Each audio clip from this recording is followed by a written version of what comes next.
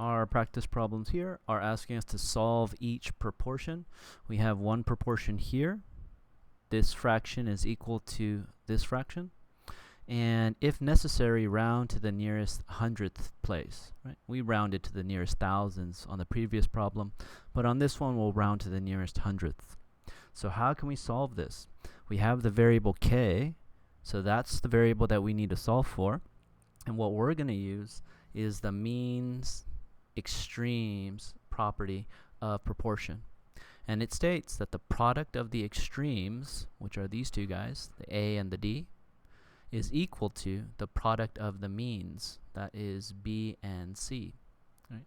So we could take a proportion, such as this one, and we can convert it into the equation AD, or A times D, is equal to B times C.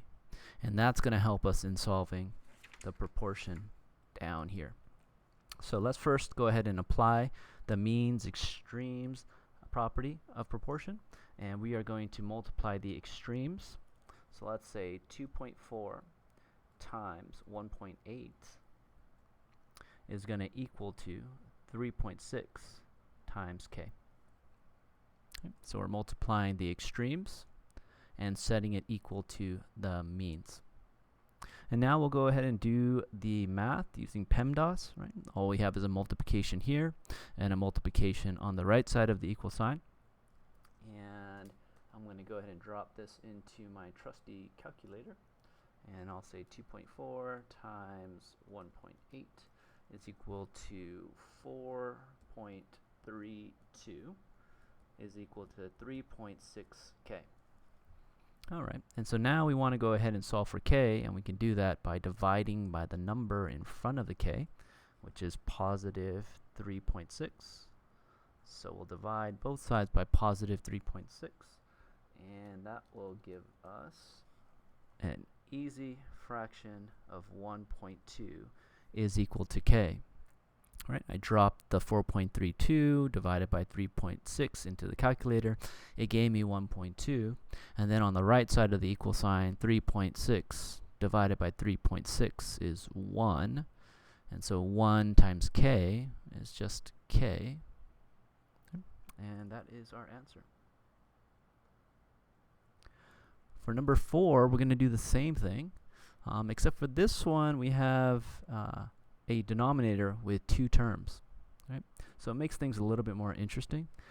Let's go ahead and apply the means extremes property of proportions. And so we're going to multiply the extremes.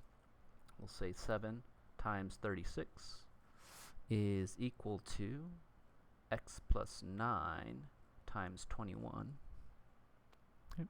So on the left side, what we're going to get is 7 times 36, that's 252, is going to equal to, and now on the right side, all right, we have 21 times the parentheses x plus 9. So let's go ahead and rewrite this as 21 parentheses x plus 9, and then we'll apply the distributive property. So the distributive property tells us that if we have parentheses, then we can go ahead and multiply the number outside of the parentheses times every term inside of the parentheses. Let's go ahead and do that and multiply 21 times x and 21 times 9. So let's rewrite this problem. 252 is equal to 21x plus 9, 189. Alright, so from here, we want the term with the variable on one side of the equal sign, and we want the constants on the other side of the equal sign. Typically, we want the term with the variable on the left side, and we want the constant on the right side. But since this variable is all alone, and he's on the right side, I'm just going to go ahead and subtract the 189 to move him to the other side. So we'll do that, and 252 minus 189 is equal to 63, is equal to 21x. From here, we want to divide by the number in front of the variable, the 21, so that we can make it go away. And what we're going to get is 3 is equal to 3 is equal to x, right? Because 21 goes into 63 3 times, and 21 goes into 21 once. So we have 1 times x is just x, or 1x. Okay? So that's our answer. And we've solved each proportion.